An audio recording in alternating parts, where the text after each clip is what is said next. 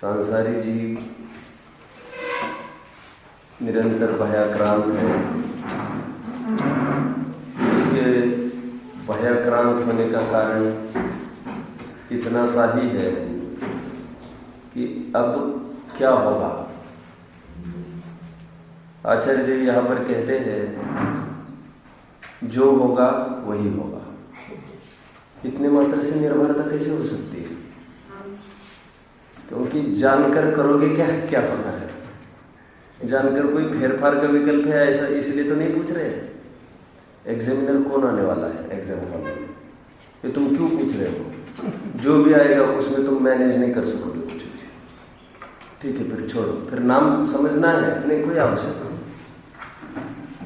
जिस प्रकार कोई फिल्म हम देखने बैठे हो, हमें पता नहीं है कि नेक्स्ट सीन क्या आने वाला है, लेकिन जो वही अपने पीछे बैठा वाला डायरेक्टर है जिसने पूरी फिल्म बनाई है, उसको नवीनता कुछ नहीं है।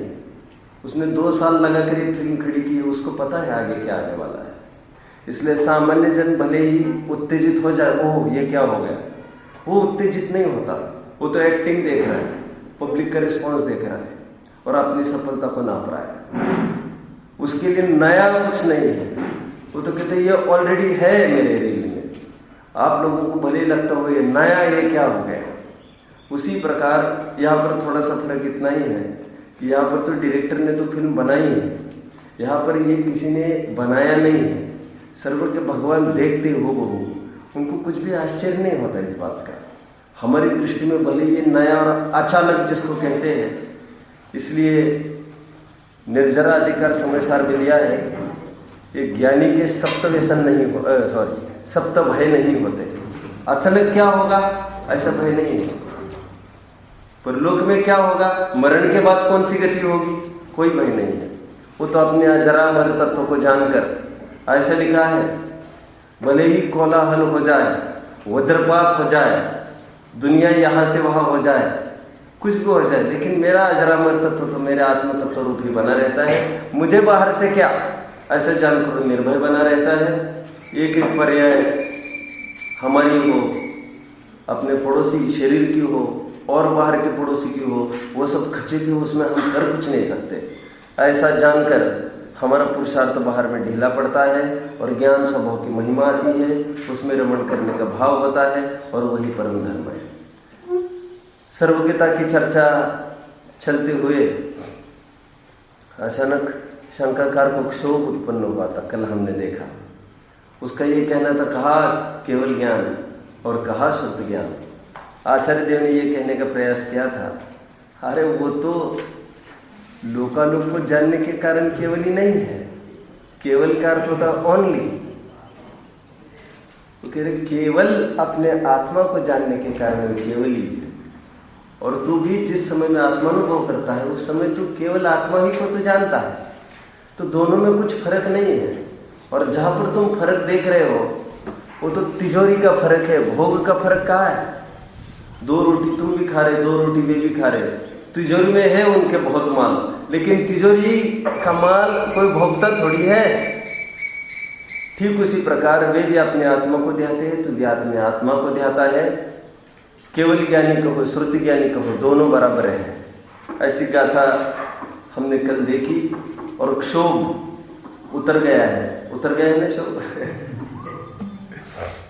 केवल ज्ञानियों की महिमा इसलिए आकी जाती है क्योंकि हमें उन ऐसा बनने का स्वरूप है। हमें अपने आत्मस्वरूपों की महिमा लानी है, न पर्य को देखकर हमको खेद खिन्न होना है। आगामी 34वें ऐसी ही गाता है। आचार्य देव ने बहुत सुंदर उदाहरण लिखा है। आचार्य देव ये कहते हैं, सूर्य के उजाले में यह देवदत्त है ऐसा कोई जानता है, और रात के अंधेरे में घर पर आया, पुराने जमाने की बात है, दीपक जल रहा था घर पर। तो दीपक के सामान्य उजाले में, धुंधले धुंधले उजाले में माँ ने पहचान लिया कि अपना बेटा दीपक आ गया है, वो अब देवदत्त आ गया है। तो कहते हैं वो सूर्य के उजाले में जो देवदत्त दिखा था और दीपक के उजाले में देवदत्त दिखता है, उसमें अंतर क्या पड़ेगा? प्रश्न पूछा आचार्य ने। कह रहे ये बात सत्य है। उसने कौन सी शर्ट पहनी है, उसका रंग रूप कैसा है, ये स्पष्ट ख्याल में नहीं आता। लेकिन ऐसा होते हुए भी देवदत्त या हमारा लड़का घर पर आया है, और घर पर आने का आनंद माँ को बराबर रूप से होता है। ठीक उसी प्रकार आत्मा जानने में केवल ज्ञानी के भी आता है। अभी दूसरी बात है थोड़ी सी यहाँ पर, आत्मा श्रुति ज्ञानी के भी ज्ञान का विषय बनता है। इतना सा फर्क तो पड़ेगा। केवल ज्ञानी संपूर्ण गुणों को, संपूर्ण प्रदेशों को स्पष्ट प्रतिभास करते हैं, लेकिन श्रुति ज्ञानी एक भी गुणों का, एक भी प्रदेश का प्रत्यक्ष अनुभव नहीं कर सकेगा। परंतु ये देवदत्ता हमारे घर में आ गया है मेरा लड़का, ऐसा जो आनंद माँ को हो रहा था, उसी प्रकार यहाँ पर भी अनुभव को यह मैं आत्मा ऐसा वेदन के काल में ख्याल में आता है, तो उस संबंधी आनंद है वो बराबर सिद्धों की ही, केवलियों की ही जाति का होता है। ऐसा उदाहरण डाल के यहाँ पर बोलने का प्रयास किया है। टोडरमल जी साहब ने उसी को उदाहरण को थोड़ा सा ब्रेक करके, वो अंधा कोई मिश्री खा रहा है उसका उदाहरण दिया। अंधे को मिश्री का रंग रूप कुछ पता नहीं है, लेकिन मिठास का वेदन उतना ही है, कितना, जितना आँख वाले को हो रहा है। और मिठास के लिए तो शक्कर खाई जाती है, कोई चौकरेपन और सफेद के लिए थोड़ी खाई जाती है। समझ में आया? गाड़ी का मालिक भी गाड़ी में बैठा है और गाड़ी का नौकर भी गाड़ी में बैठा है। आनंद में क्या आनंद फर्क है? कुछ भी फर्क नहीं है। कदाचित आपको तो हो तो मालिक को हो, आनंद में किंचित अंतर नहीं है। किसकी हो वो तो रजिस्ट्री देखकर पूछो, लेकिन फोटो यदि भी आ जाए तो शांति से जो सोया है वो आनंद वो भोग रहा है। यहाँ पर एक नया कंसेप्ट बोल रही है 34वीं गाथा में। अभी पढ़ना संभव नहीं होगा, लेकिन जाते जाते आप सबको बता दूं मैं। कह रहे श्रुत ज्ञान ऐसा जो बार बार बोला जाता है ना, उस श्रुत रूप उपाधि को तो तुम गौण कर दो। श्रुत ज्ञान कहते किसको है? कह रहे श्रुत को पढ़ के जो ज्ञान हो वो श्रुत ज्ञान। श्रुत मतलब इधर भी श्रुत। कह रहे हैं वो जो ज्ञान उत्पन्न हुआ है वो श्रुत का थोड़ी है, वो ज्ञान तो ज्ञान का है, क्योंकि श्रुत तो पौद्गलिक शब्द ब्रह्म है। हम कहते हैं समय सार का ज्ञान, बिल्डिंग का ज्ञान। कह रहे बिल्डिंग का ज्ञान, अरे बिल्डिंग संबंधी अपना ज्ञान, लोक में उसको बिल्डिंग का ज्ञान कहते हैं, है बिल्डिंग का ज्ञान नहीं। यहां पर तो क्या कहा जा रहा है? श्रुत ज्ञान में जो श्रुत का ज्ञान, श्रुत मतलब पूर्वापर परंपरा से जो सुनते आए श्रुत, और जो आज लिपिबद्ध हुआ, इस श्रुत का ज्ञान भी श्रुत का ज्ञान नहीं है, वो तो आत्मा का ही ज्ञान है। वो श्रुत ये उपाधि पौद्गलिक शब्द ब्रह्म की तरफ संकेत करती है, जिसमें ज्ञान कुछ भी नहीं है। ज्ञान तो ज्ञान का है, श्रुत रूप उपाधि को गौण कर दो ना, समझ में आता है। ऐसे ये पूरी एक गाथा का इतना सा ही भाव है, अपन उत्थानी का पढ़ते हैं इसकी, बस ख्याल में आ जाए। ज्ञान वाला शुद्ध ज्ञान अलग है। हाँ। ये शुद्ध ज्ञान जिन्होंने का ज्ञान,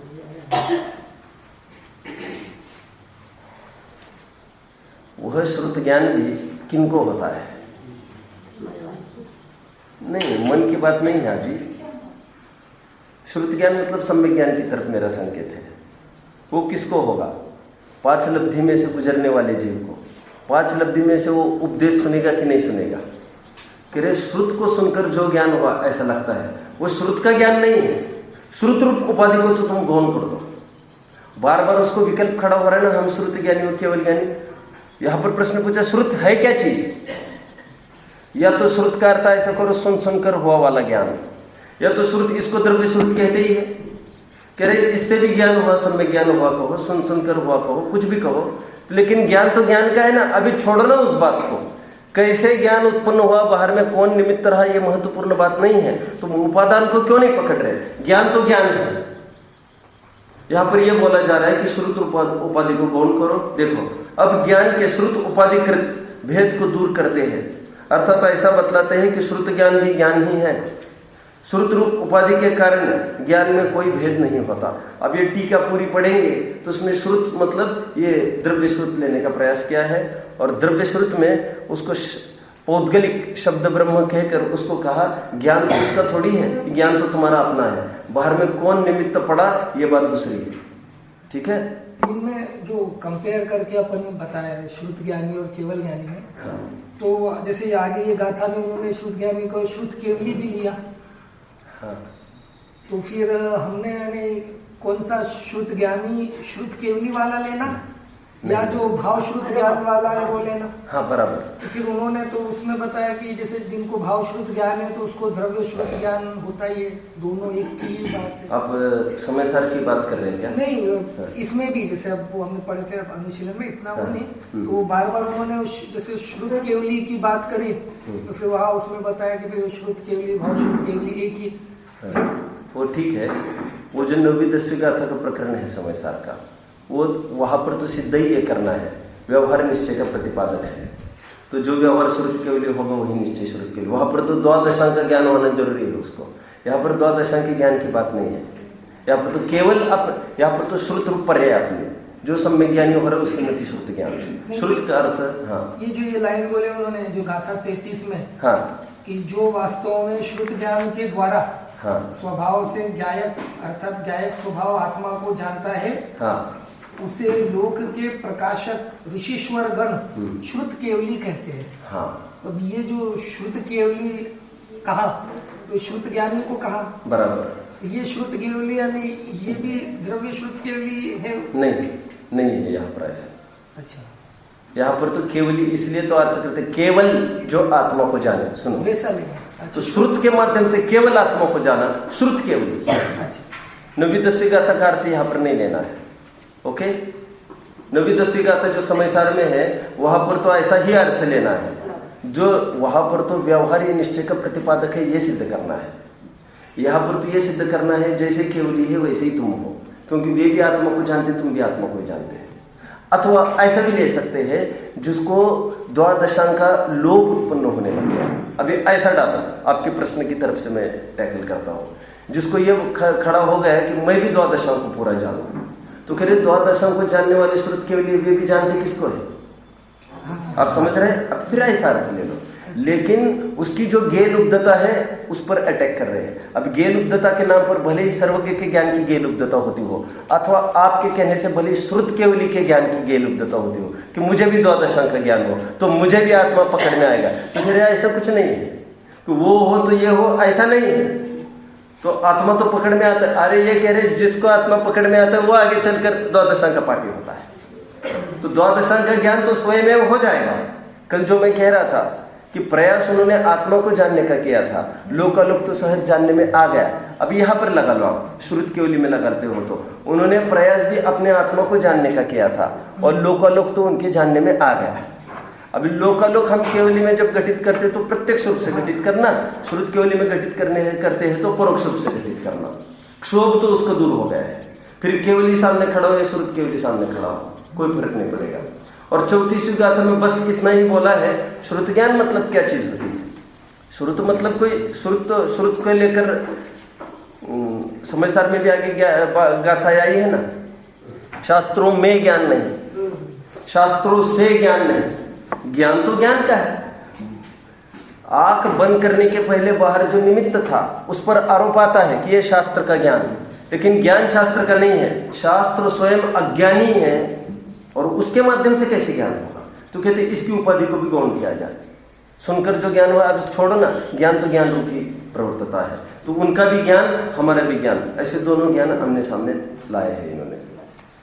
आगे 35वीं गाथा देखेंगे, थोड़ा नया कंसेप्ट है इसका। देखो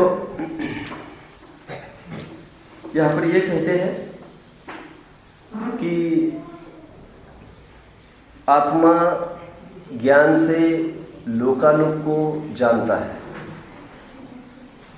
ये जो लाइन है ना, कहते हैं ऐसा क्यों कहते हैं आप लोग। आत्मा ज्ञान से लोकालोक को जानता है। आत्मा कर्ता, ज्ञान से करण साधन करण, लोकालोक को कर्म। कह रहे इतनी टेढ़ी बात क्यों कहते रहते हो आप लोग। आत्मा ज्ञान से लोकालोक को जानता है। आत्मा और ज्ञान कोई अलग अलग चीज थोड़ी है। एक उदाहरण दिया लोगों का, देवदत्त नाम का कोई लड़का कुल्हाड़ी से पेड़ को काट रहा है। कह रहे देवदत्त अलग चीज है, कुल्हाड़ी अलग चीज है और पेड़ अलग चीज है। क्या ऐसा है क्या यहाँ पर कि देवदत्त और कुल्हाड़ी अलग है, जो हम ये कहे देवदत्त कुल्हाड़ी द्वारा पेड़ को काटता है। कह रहे आत्मा ज्ञान के द्वारा लोकालोक को जानता है। कह रहे यहाँ पर आत्मा और ज्ञान ये अलग अलग नहीं है, यहाँ पर कर्ता और करण दोनों अभिन्न ही है। समझ में रहे। देखो घर पर फोन आया और पंडित जी की पत्नी ने उठाया फोन। पंडित जी का स्वास्थ्य ठीक नहीं है, हम आपको आमंत्रण करना चाहते हैं, आप यहाँ पर आइए 10 दिन के लिए। वो पंडित जी की मिसेज क्या कहती है, नहीं अभी हम नहीं आ सकेंगे। हम आपको कौन बुला रहे हैं, लेकिन ये अभेद कैसे स्थापित किया है, अभी हम नहीं आ सकेंगे। और एक एक उत्तर वो उनकी तरफ से ऐसे देती है जैसे वे ही बोल रहे हैं, नहीं अभी स्वास्थ्य ठीक नहीं चल रहा है ना। वो ये भी नहीं बोलेगी इनका स्वास्थ्य ठीक नहीं है। अभेद की भाषा ऐसी चलती रहती है। क्यों, हम और वे कोई अलग अलग थोड़ी है। ठीक उसी प्रकार आत्मा ने ज्ञान से लोकालोक को जाना, तो कह रहे आत्मा और ज्ञान कोई अलग अलग चीज नहीं है, इसलिए ये भी भेद उचित नहीं है। आत्मा जानता है, बस ऐसा बोलो। क्योंकि आत्मा ज्ञानम, आत्मा को ही ज्ञान कहते हैं हम हर जगह। तो आत्मा ज्ञान के द्वारा नहीं जानेगा तो और कैसे जानेगा, उसकी अपनी संपत्ति है।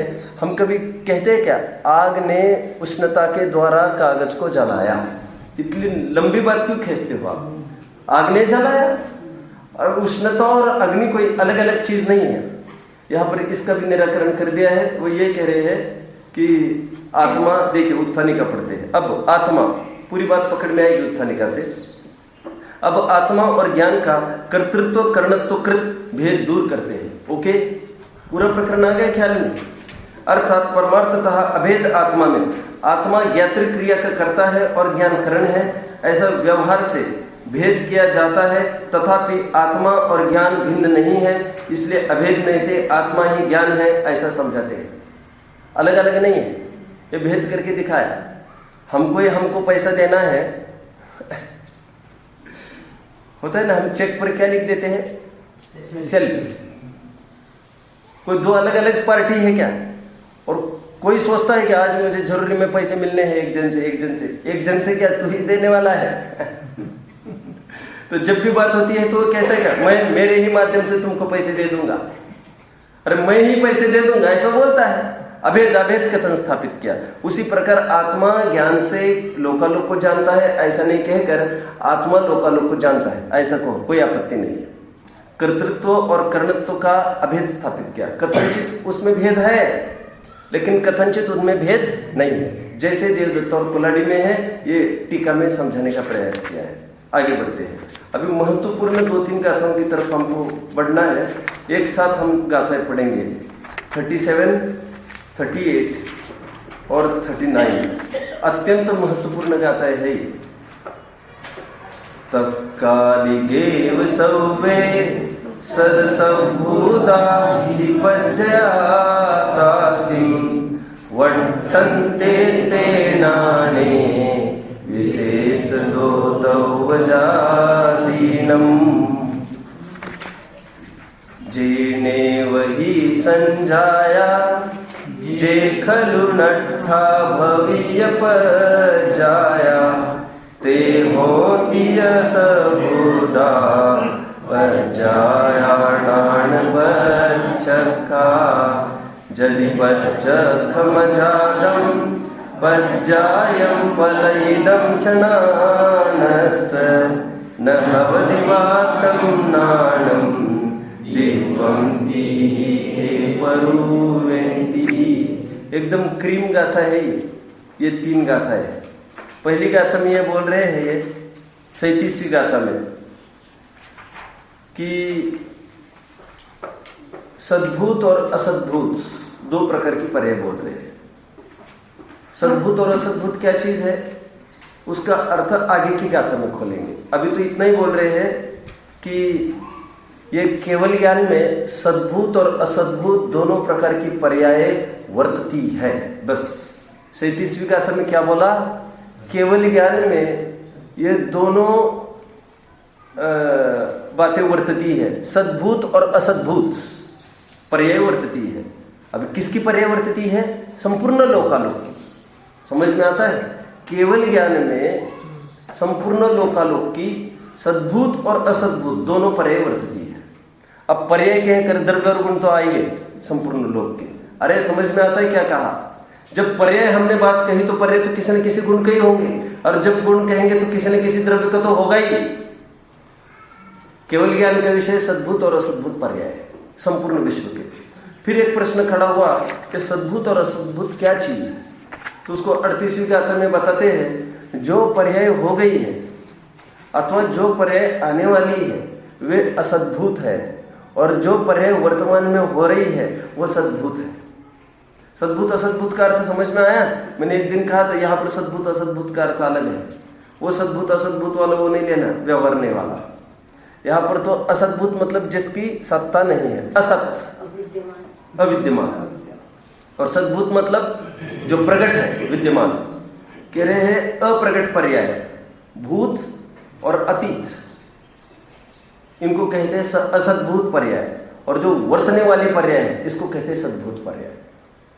तो केवल ज्ञानी का विषय समस्त त्रिकालवर्ती पर्याय है, सद्भूत असद्भूत पर्याय। और एक मैं बात बताऊं, देखो ये जो वर्तमान पर्याय जिसको हम कह रहे हैं प्रकट पर्याय, जो फंक्शन रूप है, हम भी वर्तमान में जो सुख दुख का वेदन करते हैं ना, वो वर्तमान पर्याय का भोग है। वो समझ में आ रहा है। ये वर्तमान पर्याय अगले ही समय में नाश हो जाती है, और नाश होकर होता क्या है इस पर्याय का, ये द्रव्य में विलीन हो जाती है। फिर द्रव्य में से नई पर्याय उत्पन्न होती है, और ऐसा अनादिकाल से प्रवाह चल रहा है और अनंत काल तक प्रवाह चलता रहेगा। पर्याय उत्पन्न कहाँ से होती है, द्रव्य में से ही, और विलीन किस में होती है, फिर द्रव्य में। इसके लिए उदाहरण दिया है आचार्य ने, सागर समुद्र में से ही लहर निकली और समुद्र में ही फिर विलीन हो गई, लेकिन उसको पर्याय कहते हैं हम, वो वर्तमान में ही पर्याय कहेंगे। अब वो पर्याय विलीन हो गई द्रव्य में, अब उसको पर्याय संज्ञा नहीं मिलेगी, उसको द्रव्य संज्ञा मिलेगी। वो पर्याय रूप नहीं विलीन हो गई द्रव्य में, वो द्रव्य रूप होकर विलीन हो गई, पारिणामिक भाव रूप होकर हो गई है। बस उसकी योग्यता को लेकर उत्पन्न हुई है। योग्यता को लेकर उत्पन्न हुई मतलब जैसे क्रोध की पर्याय को उत्पन्न हुई, तो एक समय की यह पर्याय है। प्रश्न ये होता है कि वो क्रोध कहाँ चला जाता है। क्या बहुत जनों का ये प्रश्न है, जो क्रोध उत्पन्न हो वो कहाँ चला गया। तो उनके लिए मैं प्रश्न पूछता हूं, आपका बुखार था कल तक, वो कहाँ चला गया।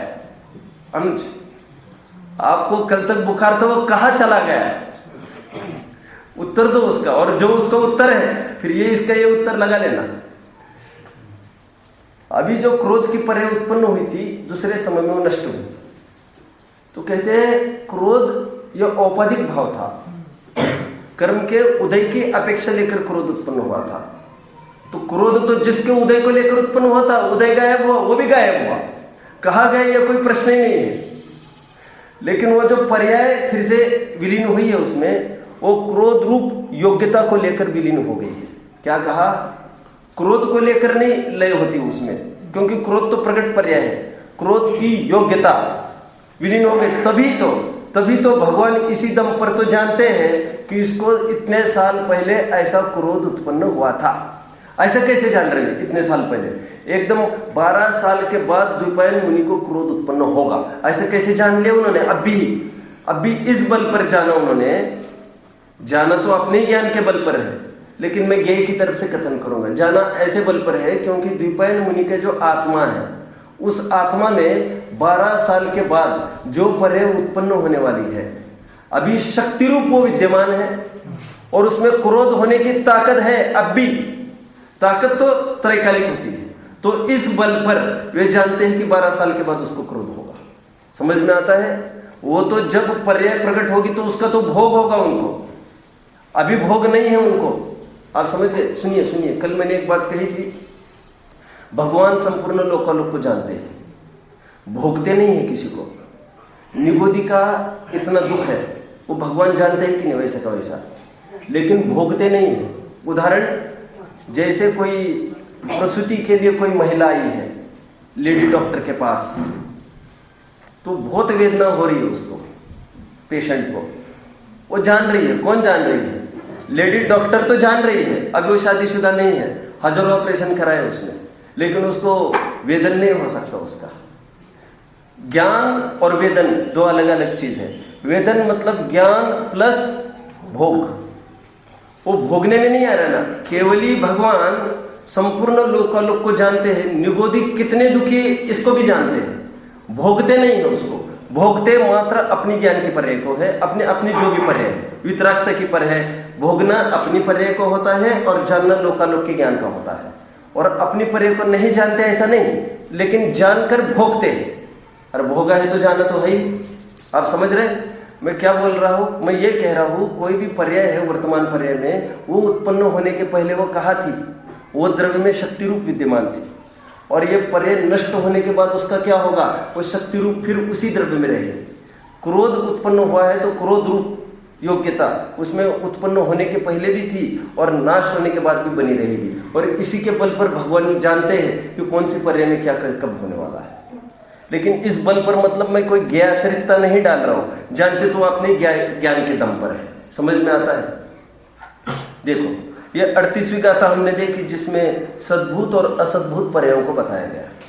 सद्भूत पर्याय किसको कहा मैंने? बोलिए सुबोध जी। सद्भूत पर्याय विद्यमान जो अभी एग्जिस्ट होती है, और असद्भूत जो निकल गई है और आने वाली है, उनको असद्भूत। समस्त पर्यायों को केवल ही जानते हैं। अभी 39वीं गाथा में बहुत शानदार बात कह रहे हैं। वे ये कह रहे हैं कि यदि जो पर्याय उत्पन्न नहीं हुई है और जो पर्याय उत्पन्न होकर चली गई है, ऐसे अतीत और अनागत पर्याय को यदि वर्तमानवत वे प्रत्यक्ष नहीं जानते, तो उस ज्ञान को दिव्य कौन कहेगा? जितने वर्तमान में हम आपको जान रहे हैं ना, उतने ही हम आपकी 10 साल की पर्याय को बिल्कुल प्रत्यक्ष ऐसे ही जानते हैं। आप समझ रहे हो उदाहरण मेरी बात का? अरे हम तो कल की भी अपनी पर्याय को प्रत्यक्ष नहीं जान सकते, हम तो स्मरण के बल पर जानते हैं। कोई हादसा हुआ था 10 साल पहले, किसी का वियोग हुआ था, और हमको आज उतना ही रोना आ रहा है क्या? रोना क्यों नहीं आता है? क्योंकि वो पर्याय प्रत्यक्ष नहीं है, वो परोक्ष हो गई है। स्मरण के बल पर जो भी होगा, हाँ ऐसा हुआ था। मैं तो ये कह रहा हूं, भगवान को वर्तमान पर्यायवत अतीत और अनागत समस्त पर्याय ये प्रत्यक्ष हो रही है, प्रत्यक्ष हो रही है। इसका भाव थोड़ा सा समझने का प्रयास करो। और प्रत्यक्ष नहीं होती तो उस ज्ञान को दिव्य कौन कहता? मतलब थोड़ी जैसा जैसा काल बढ़ता जाएगा तो धुंधली होगी पीछे की पर्याय, ऐसा बिल्कुल नहीं।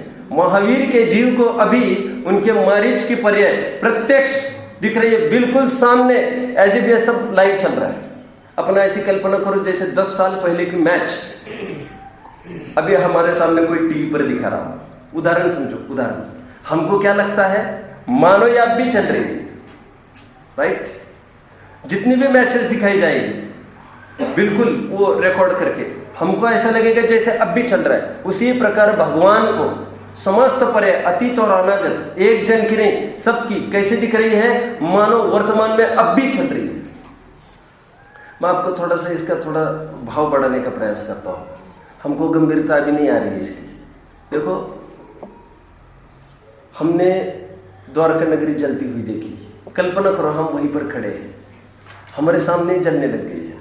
देखो कल्पना में भी कितनी ताकत है। हमको अभी यहाँ पर भय हो गया और सब दौड़ रहे हैं यहाँ। पिक्चर खड़ी करो, आक्रंदन हो रहा है और कोई किसी को कोई बिछड़ रहा है, किसी को कोई बिछड़ रहा है और सब जल रहा है वहां पर और सब तहस नहस हो रहा है। यहाँ वहां दौड़ रहे, बचाओ बचाओ की निरंतर ध्वनि आ रही है चारों तरफ से। वो जो दृश्य है सामने आपने जो झूम रहा है, अभी तो परोक्ष है, अपन तो कल्पना करे हैं ये सब, अपन को याद भी नहीं है। याद होने के लिए तो अपन वहां पर चाहिए थे। ये तो कल्पना है अपनी कल्पना, और कल्पना कोरी कल्पना नहीं है, वो आगम के आधार से है। इसलिए इसको परोक्ष ज्ञान भी कह सकते हैं, आगम ज्ञान कह सकते हैं अपन इसको। तो ये हमको प्रत्यक्ष नहीं है, लेकिन वही घटना प्रत्यक्ष घटती है हमारे सामने तो एकदम अपील करती हो। अभी थोड़ा नेमिनाथ को विचार करो। नेमिनाथ के सामने द्वारका नगरी जल रही है, लेकिन कब जल रही है? जलते समय थोड़ी जल रही है। वो 12 वर्ष पहले उसको ऐसा देख रहे हैं मानो अब भी जल रही है, इतनी प्रत्यक्ष। आपको सर्वज्ञता की महिमा है और अप्रभावित पने की महिमा है, बिल्कुल उसको उससे प्रभावित नहीं होते। ये तो 12 साल बाद द्वारका नगरी जलेगी ऐसा तो वहां के नगरवासी जानेंगे, उनके लिए प्रत्यक्ष होगी 12 वर्ष बाद। लेकिन नेमिनाथ को प्रत्येक समय में उतनी ही प्रत्यक्ष और उतनी ही सुनाई दे रही है आक्रंदन, जितना वर्तमान में कोई देख रहा हो। और इतना ही नहीं, अनंत काल तक वे ऐसे ही देखते रहेंगे। कितने पहचाने की ताकत है इसकी। हमको तो हमारा लड़का चला गया, हमारे पत्नी पति चले गए, वो तो काल पाकर वो ढीला पड़ता है शोक। काल पाकर शोक इसलिए ढीला पड़ता है, वो स्मरण में चला गया ना, प्रत्यक्ष में थोड़ी रहा भी। लेकिन केवलियों के वो अनंत काल तक प्रत्यक्ष ही बना रहेगा, कोई भी प्रतिकूलता उनके हुई होगी। राम प्रत्येक समय में ऐसा देख रहे वो सीता को, कैसे कि रावण मानो अब भी उठा के लेके जा रहा है उसको, लेकिन वो तो अब भी उठा के लेके जा रहा है ऐसा नहीं देख रहे, ऐसा प्रत्यक्षपना है।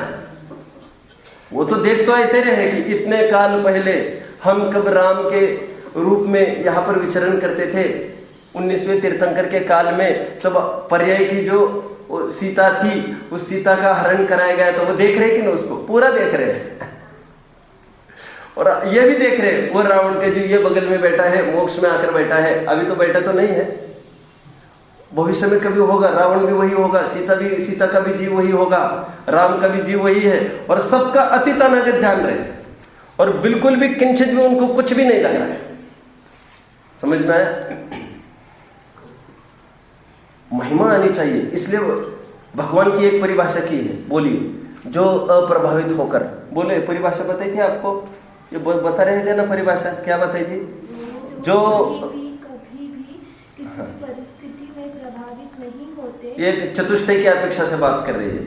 जो कभी भी कहीं भी किसी भी परिस्थिति में किसी से भी ना प्रभावित होते हैं, ना कभी भी कहीं भी किसी से भी किसी भी परिस्थिति में प्रभावित नहीं करते हैं। ठीक है? जो अप्रभावित रहकर जानते हैं और जानने पर भी अप्रभावित रहते हैं, भगवान की परिभाषा हुई। बोलिए क्या परिभाषा है? बोलो भैया विशाल। भगवान की परिभाषा, जो अप्रभावित रहकर जानते हैं और जानकर भी फिर अप्रभावित रहते हैं, उनको भगवान कहते हैं। डॉक्टर साहब ने सर्वोदय महावीर और क्या भगवान महावीर और उनका सर्वोदय तीर्थ इसमें लाइन डाल दी थी। तो जब वो प्रूफ रीडिंग को चली गई तो उन्होंने थोड़ा करेक्शन करके उसमें उनको लगा ये डॉक्टर साहब ने क्या लिख दिया, तो वहाँ पर ये लिख दिया अप्रभावित को हटाकर प्रभावित। हमको लगता भगवान तो प्रभावशाली है, तो फिर उनके पास आ गए डॉक्टर साहब के पास। डॉक्टर साहब ने फिर उसमें गोला चला दिया और कहा यहाँ पर प्रभावित नहीं, अप्रभावित है। डॉक्टर साहब कहते हैं मुझे तो सत्य नहीं लग रही बात, लेकिन वो भी हो सकती है। उन्होंने कहा 10 दफे मेरे पास प्रूफ रीडिंग में आया, 10 दफे उसमें उन लोगों ने सुधार करा था। सुधार मतलब बिगाड़ा। और फिर बोले जब पुस्तक छपी तो पुस्तक छपने में भी वो प्रभावित ही छपा।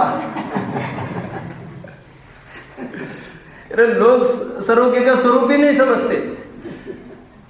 सरोगे का स्वरूप क्या है? जो जानकर भी अप्रभावित बने रहे। और हमको लगता है अप्रभावित कैसे? प्रभावित, प्रभाव है उनका। अरे प्रभाव है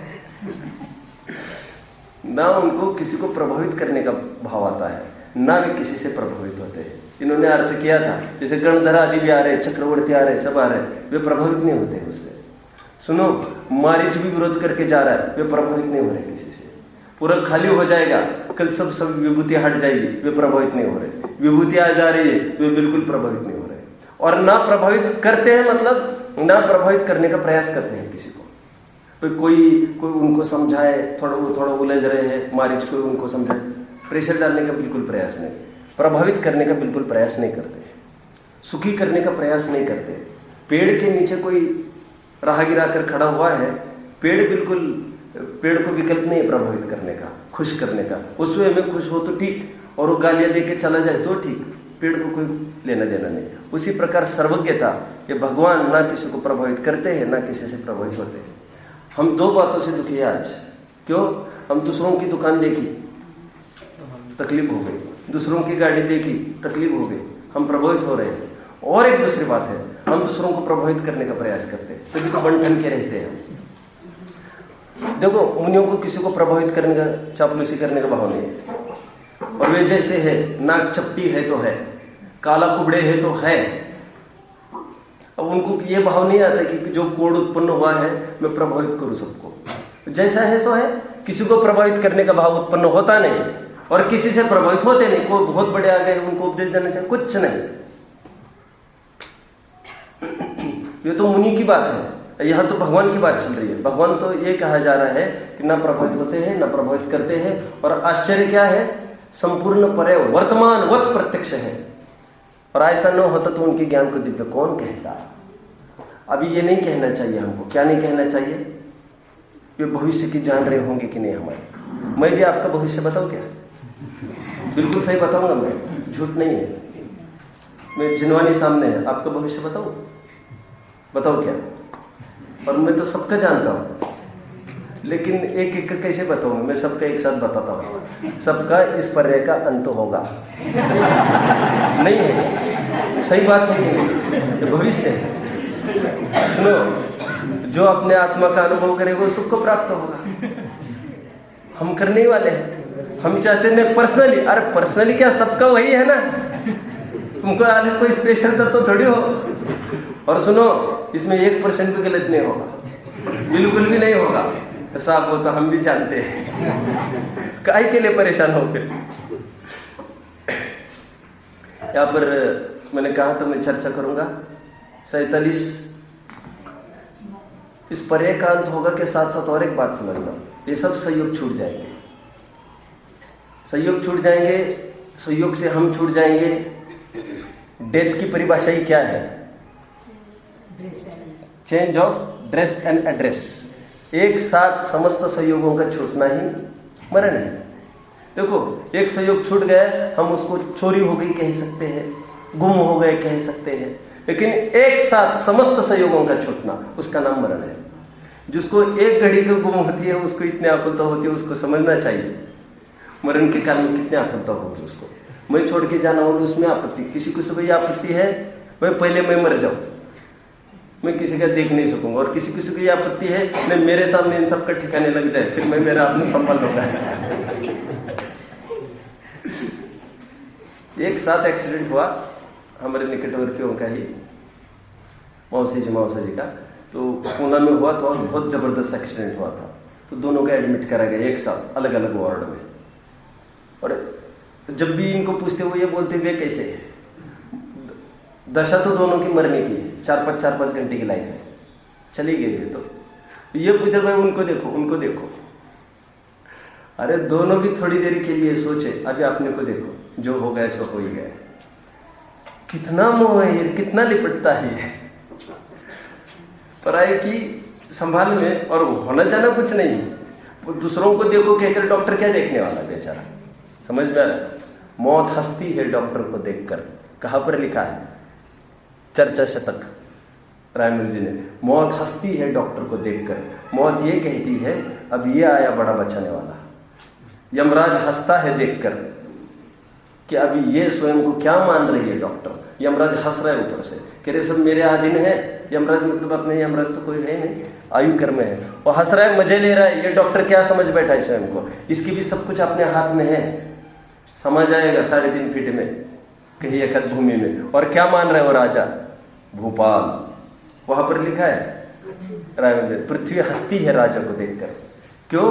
पृथ्वी समझती है स्वयं को भूपाल मान बैठा है कि मेरे एक कोने में समा जाएगा, ये मेरे को क्या संभालेगा। भूपाल, मुझे संभालने वाला, मुझे पालने वाला। अरे अच्छे निकल गए, समा गए। फिर ब्रह्म पालो तो भले ही पालो, डॉक्टर ब्रह्म पाले तो भले ही पाले। लेकिन डॉक्टर ने भी अच्छा किया है। क्या लिख देते हैं दरवाजे के बाहर? बोलो, वी ट्रीट ही क्योर्स। हमारे माथे फिर नहीं मरना आता, कुछ गड़बड़ हो जाए। हम क्या करते हैं? We treat he cures. हम अपना प्रयास करते हैं, विकल्प दौड़ाते हैं। बहुत सुंदर गाता है ये कहा जा रहा है वर्तमान पर्याय अतीत अनागतवत प्रत्यक्ष है। इसके अंत में कुछ नए दिए हैं, उस नयों का अभ्यास करना है हमको। ज्ञान को ही लेकर है। आप पेज खोलेंगे, परिशिष्ट खोले इसका 525 पेज खोलिए।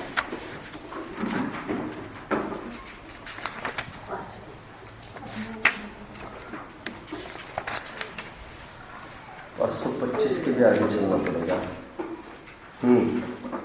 526 देखिए, 6 नयों का अभ्यास करेंगे हम। सर्वगत नय, असर्वगत नय, ज्ञान गे द्वैत नय, ज्ञान गे अद्वैत नय, शून्य नय और अशून्य नय। ये नय है 20 से लेकर 20वें से 25वें तक। ये 6 नयों की चर्चा करनी है।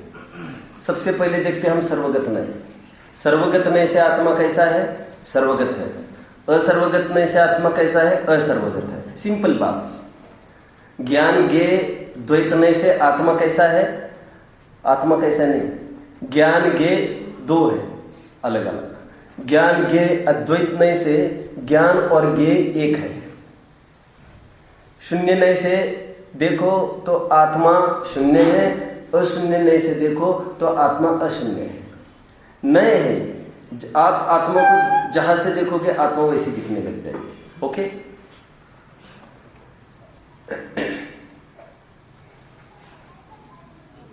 कोई भी चीज है, अब ये लकड़ी है, आप इसको कठोर भी देख सकते हैं, चौकोर भी देख सकते हैं।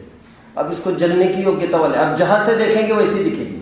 उसी प्रकार ये आत्मा के अलग अलग धर्म है, अब जहां से देखोगे आत्मा वैसी दिखेगी। पहला नय हम उठाते हैं, कौन सा? सर्वगत नय। सर्वगत नय से आत्मा कैसी है? सर्वगत है। असर्वगत नय से असर्वगत है। क्या अर्थ कर रहे हैं यहाँ पर? ये कह रहे हैं कि सर्वगत नय से आत्मा सर्वगत है। सर्वगत मतलब सबको जानने देखने वाली, और असर्वगत नय से आत्मा असर्वगत है मतलब सबको, अभी सर्वगत का अर्थ फिर बदल जाएगा, कहीं भी नहीं जाने वाली, आत्मवर्ती, अपने असंख्यात प्रदेश में ही रहने वाली। उदाहरण भी देखते हैं हम। देखिए यहाँ पर आत्मद्रव्य सर्वगत नय से मिल रहा है सबको 526 पृष्ठ पर, नीचे हिंदी 20वां बोल देखिए। आत्मद्रव्य सर्वगत नय से खुली हुई आग की भांति सर्ववर्ती, सब में व्याप्त होने वाला है। सब में व्याप्त मतलब प्रदेश अपेक्षा नहीं, ज्ञान अपेक्षा कथन है।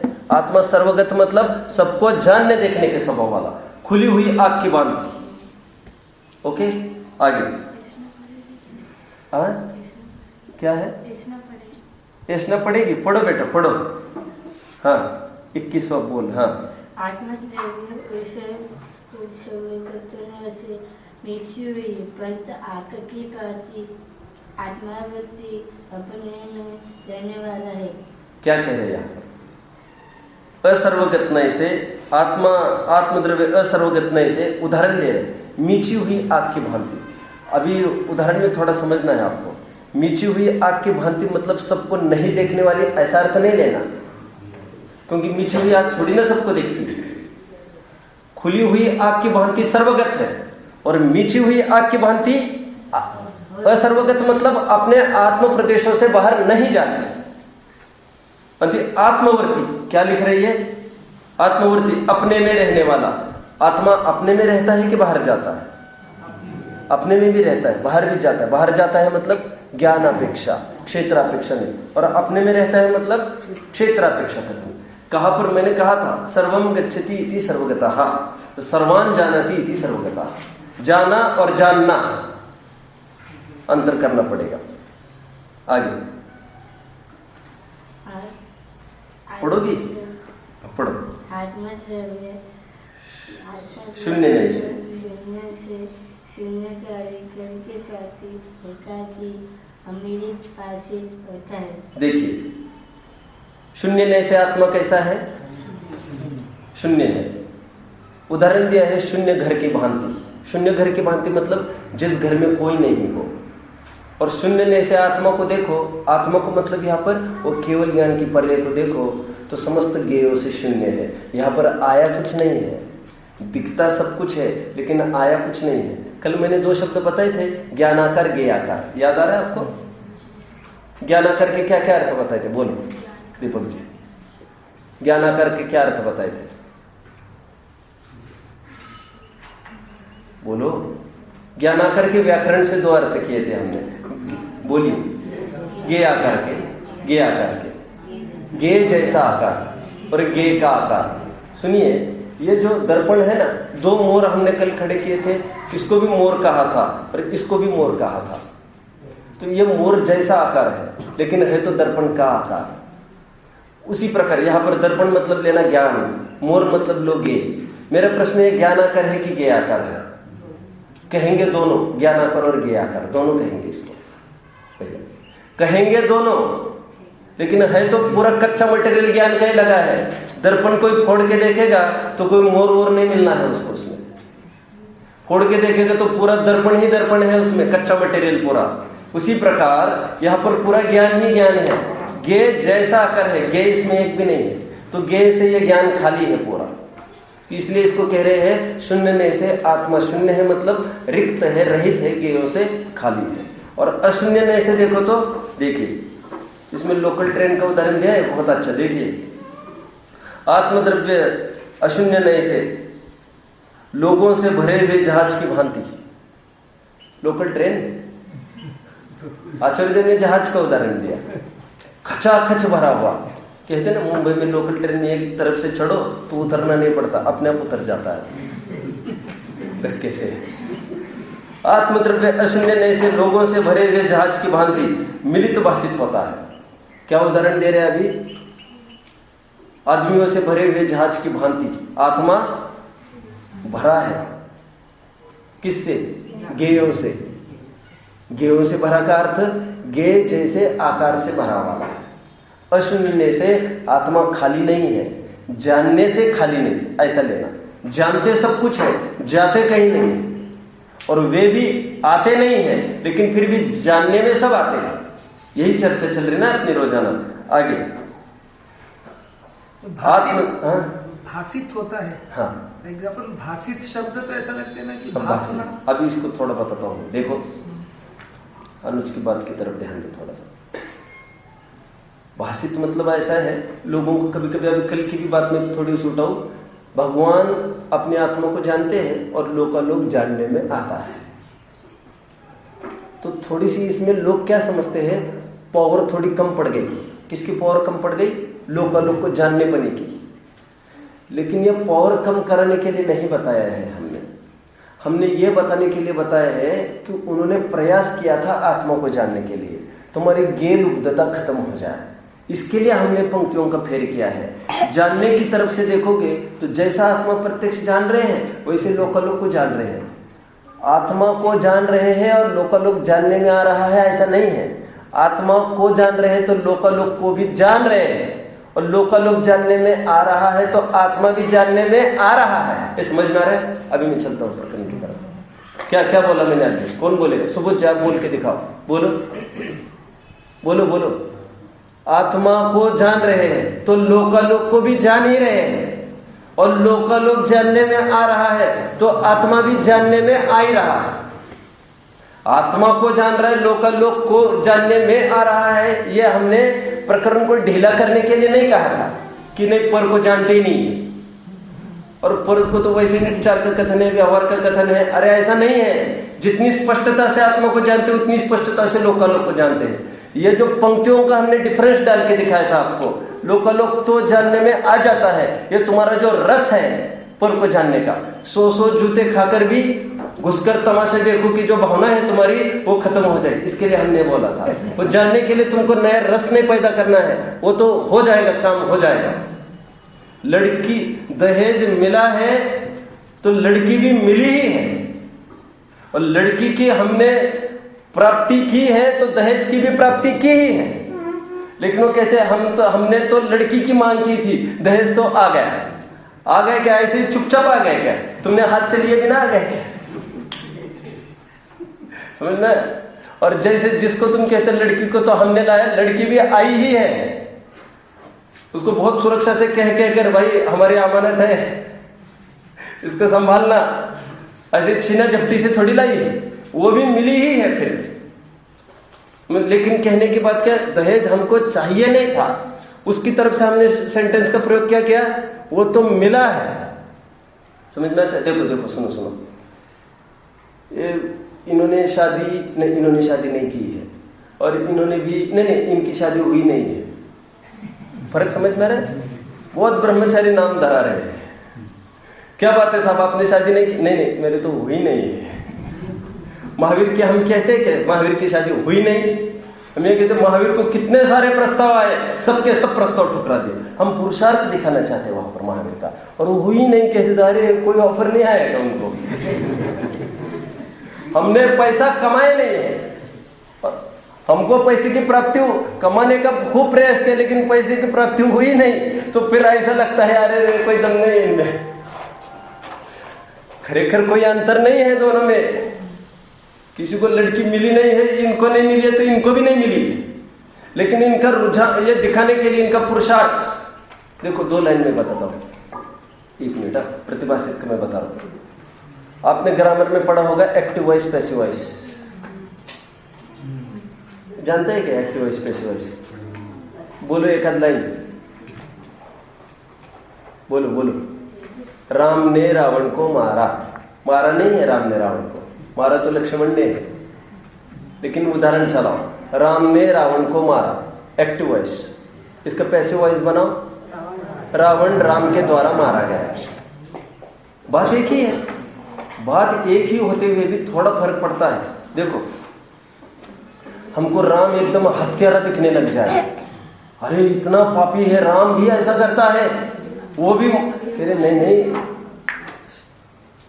वो तो ऐसा है, राम ने उसको 7-7, 8-8 बार निवेदन भेज दिया था, जब मुझे आपसे युद्ध नहीं करना है, लेकिन राम ने फिर भी अटैक कर दिया बहुत। राम ने नहीं चाहा, लेकिन क्या करता, आखिर वो छिड़ ही गए युद्ध, तो फिर आखिर वो राम के माध्यम से रावण मारा ही गया। हमने राम को बचाने का सुरक्षा की है, राम की, मतलब उसका इंटेंशन नहीं था वैसे। ये कहना हमको पंक्ति के माध्यम से कैसे कहते हैं, हमको इतनी बड़ी बात कहने के हमने इतना ही बोल दिया कि रावण राम के द्वारा मारा गया, और रावण ने तो सीता का हरण किया। हम ऐसे थोड़ी कहते सीता रावण के माध्यम से हरण को प्राप्त हो गई, ऐसा नहीं बोलते। रावण ने तो सीधा सीता का हरण किया। एक्टिव वॉइस पैसिव वॉइस समझ में आता है? हमको जब कर्ता की सुरक्षा करनी हो तो हम एकदम मुद्रा बदल के क्या कर सकते हैं। हमने इतना प्रयास किया लेकिन फेल हो गए। हमने बहुत प्रयास किया था, लेकिन आखिर क्या चलता हमारा, वो क्वेश्चन ही थोड़े ऐसे हम फेल हो गए। और हमने टॉप किया, टॉप हुआ ऐसा थोड़ी बोलता है। वो वहां पर मेहनत दिखानी है, और मेहनत भी नहीं की होगी तो क्या बोलेगा वो, हम टॉप हुए, हमने टॉप किया, ऐसा नहीं बोलेगा। आप समझ रहे हैं मेरी बात को? उसी प्रकार अभी यहां पर डाल के देखो, स्व को और लोकालोक को बोलो। स्व को जाना, लोकालोक जानने में आया। ये एक्टिव और पैसिव पना हमने जो डाला है ना ऐसा, वो उसका कोई सेंस है, कुछ भाव है। हम ये कह रहे लोकालोक तुम्हें नहीं जानने में आ रहा, तू क्यों रो रहा है? और वो भी थोड़ी ना लोकालोक को जानने का प्रयास करते हैं, वे तो अपनी आत्मा को जानने का प्रयास करते हैं। लेकिन इसमें ऐसा अर्थ नहीं समझना थोड़ी वैल्यू कम हो गई। और फिर और बात, अभी अनुज भैया ये पूछ रहे हैं कि प्रतिभास मतलब हमको ऐसा लगता है लाइक इल्यूजन,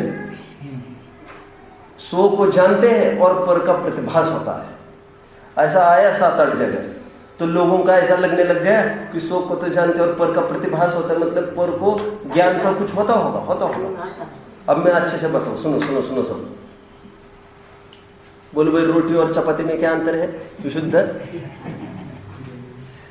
क्या मालूम, हम तो खाने का काम करते हैं। बहुत अच्छा। रोटी और चपाती में क्या अंतर है? एक आदमी को अंतर पता नहीं था। अब डरो मत, उत्तर भी नहीं देना है आपको, सुनना है बस। आदमी नया था, आया होगा कहीं बाहर से, उसने कहा, एक घर में गया, भाई और एक रोटी ले लो, और वो देख रहा था, सब प्रक्रिया देख रहा था। 10-12 दिन हो गए और रोटी। अब दूसरे घर गया और फिर और एक चपाती ले लो, तो वहाँ रोटी खाई थी, चपाती खा रहे। सुनो, अब वो वहाँ पर भी ऑब्जर्व कर रहे बराबर। तो उसने देखा जहाँ पर रोटी मिलती थी उसको, वो बराबर ऐसी गैस पर फूल जाती थी, और इत्तेफाक से वो जब जहाँ पर उसको चपाती मिलती थी वो थोड़ी चपटी रह जाती थी। तो उसने एक नियम बना लिया, जो चपटी सो रोटी, चपटी सो चपाती, फुलती सो रोटी। अरे कोई तालमेल है क्या यहाँ पर? विशाल भाई, मैंने काय के लिए उदाहरण दिया? मैंने उदाहरण क्यों दिया? शेखर जी, उदाहरण क्यों दिया मैंने? बोलिए। एक मिनट, बोलो मत, कोई बीच में बोलो।